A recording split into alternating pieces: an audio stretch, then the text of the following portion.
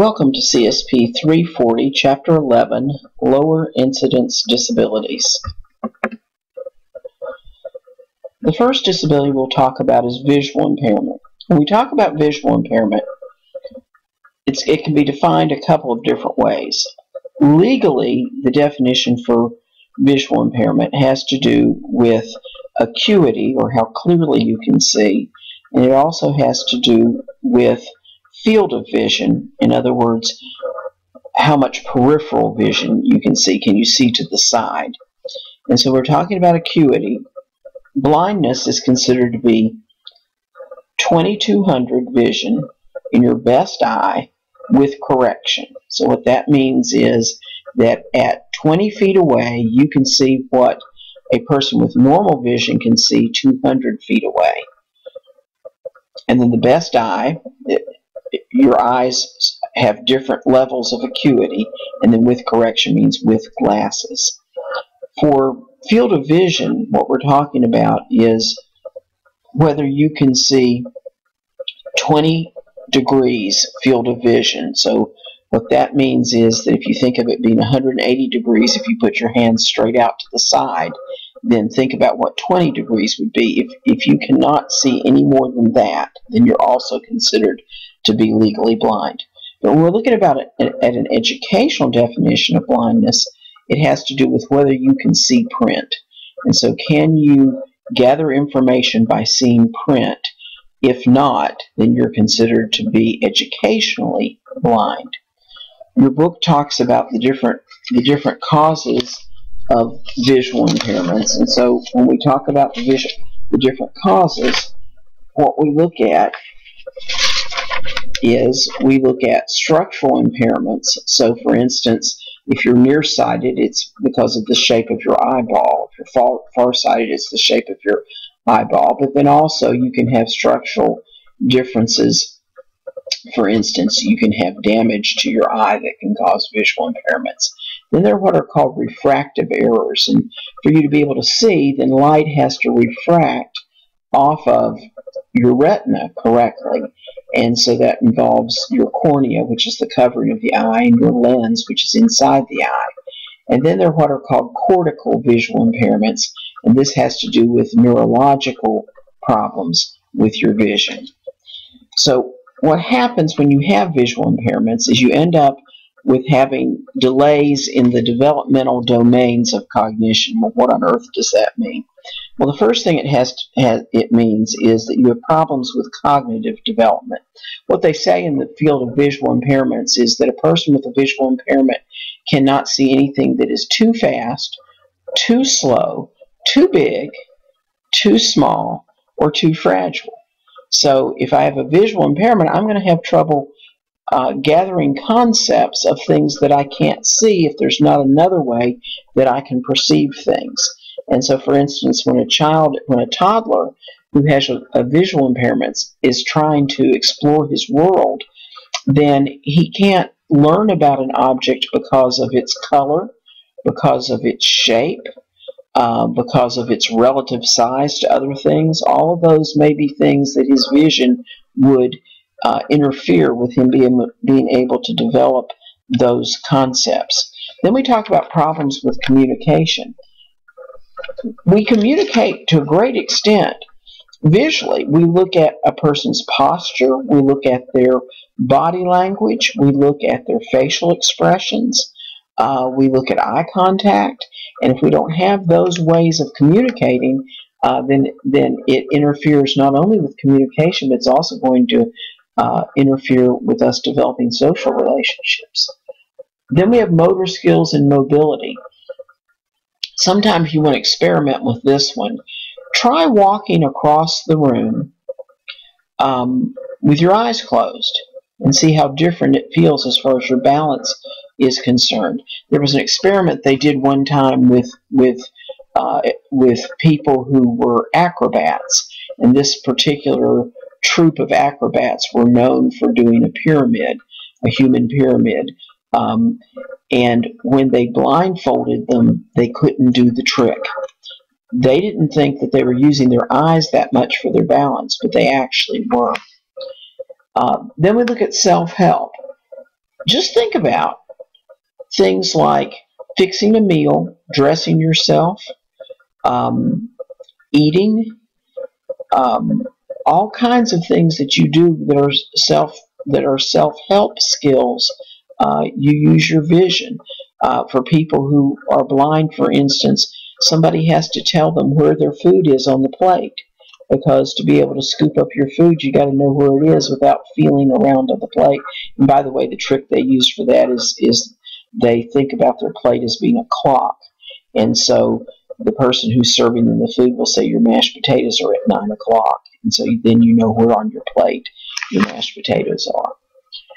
And then we've got social skills, and so when we're talking about social skills, we're talking about interactions with other people.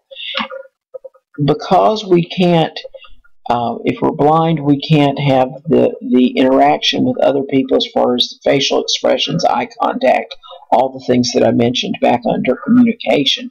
That causes a problem. It also causes a problem with making it harder for you to initiate interaction with other people because you don't know who's in the room. And it also makes it harder for you to respond to social interaction, because sometimes it's hard to distinguish among people in a group when you have a visual impairment.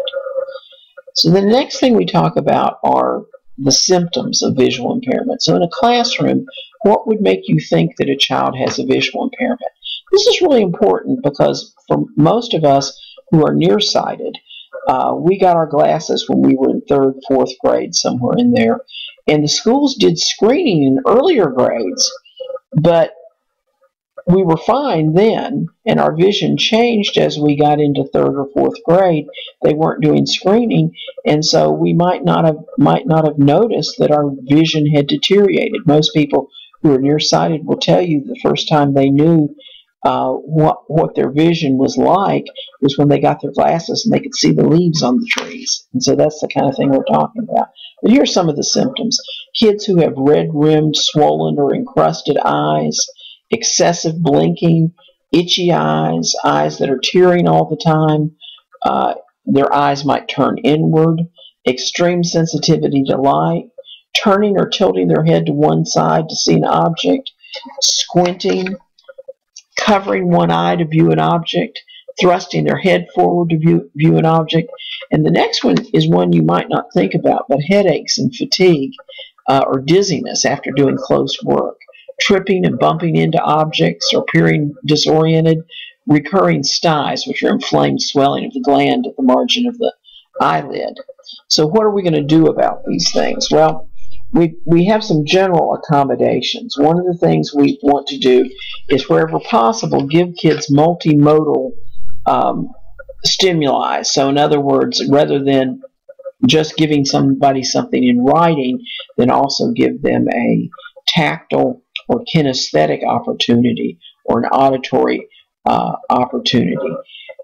The physical environment, you want to make sure that you are cognizant of the fact that somebody might be walking through that can't see, so not leaving things in the aisle, leaving doors fully open.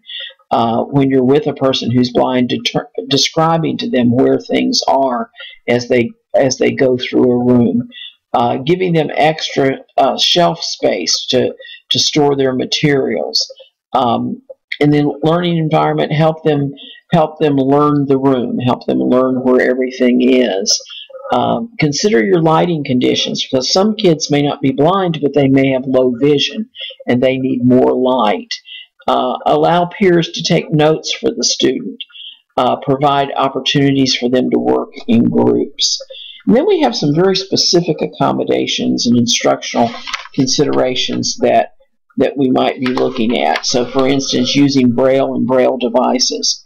Braille is very difficult to learn, and if a person has some residual vision, they're going to tend to resist Braille because it is so hard to learn.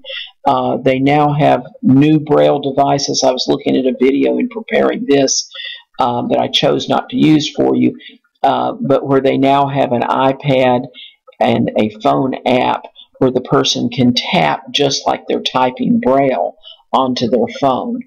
Orientation and mobility skills, teaching a person how to navigate through unfamiliar places.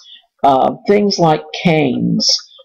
Canes are much harder to use than you might think they are. There's a specific technology involved in using canes. And now they have what they call optical canes, which are kind of like those optical devices that you use when you go fishing, that they use kind of a sonar technology where they bounce sound waves off of objects and can show the person where things are in space.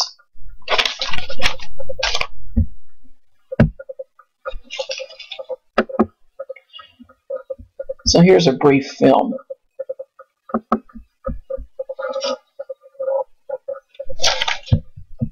Oh, I thought it was.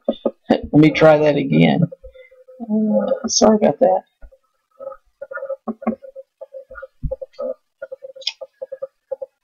Whatever mountain you set out to conquer every day, there's grape nuts fit.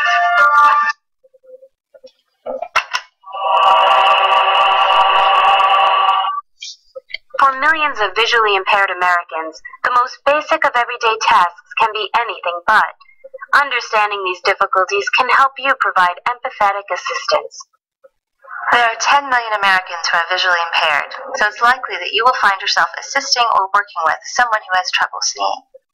Sight difficulties range across a broad spectrum, from a complete inability to see to basic colorblindness. The term total blindness is used when an individual cannot perceive light or forms. Light sense blindness means that a person is able to sense the presence or lack of light, but not make out forms. Both of these types of visual impairments usually fall under the umbrella term legally blind. A legally blind person has vision of 2200 or less. That means that he or she would have to stand 20 feet from an object to see it with the same degree of clarity as a normally sighted person could from 200 feet away. Other types of seeing impairment include hand-powered and index value blindness. A person with either of these disabilities will only be able to make out shadowy forms very close to their eyes. A defective visual field can occur in any part of the eye and usually causes a person to have a blind spot, or small area where they cannot see. The least severe form of sight disability is achromatopsia, commonly known as colorblindness. Achromatopsia can be total colorblindness, red-green colorblindness, or blue-yellow colorblindness. No matter what type of visual impairment a person has, the biggest challenge that most visually impaired people cite is walking, an act that most of us take for granted. A white cane is a universal symbol that indicates sight impairment. It also helps a blind person to collect information about his or her environment. Some visually impaired people also use sight dogs to assist them. It is important never to pet or feed a seeing eye dog, as they are on the job all the time. If you encounter a blind person, it is polite to offer to help if they look like they need assistance. If they refuse, allow them to do so graciously, without pressing the issue. You may have noticed studded yellow blocks in the pavement in your city or town. These blocks serve as guidance as a blind person walks, and as a caution at hazardous areas. Sometimes, a visually impaired person may need assistance finding those studded blocks. Feel free to provide this help if it seems necessary. When handling transactions with the sight disabled, be patient and keep in mind that they may need more time to count money or to locate belongings. Allow them this courtesy, remembering to keep your voice enthusiastic and offering help only as needed. Sight-disabled people have many obstacles to overcome in daily life, but by being aware and offering a helping hand, you can create a harmonious environment for everyone. Want to learn more? Check out other videos and sources on this site for more information. So, this is part 1 of chapter 11, and part 2 will follow.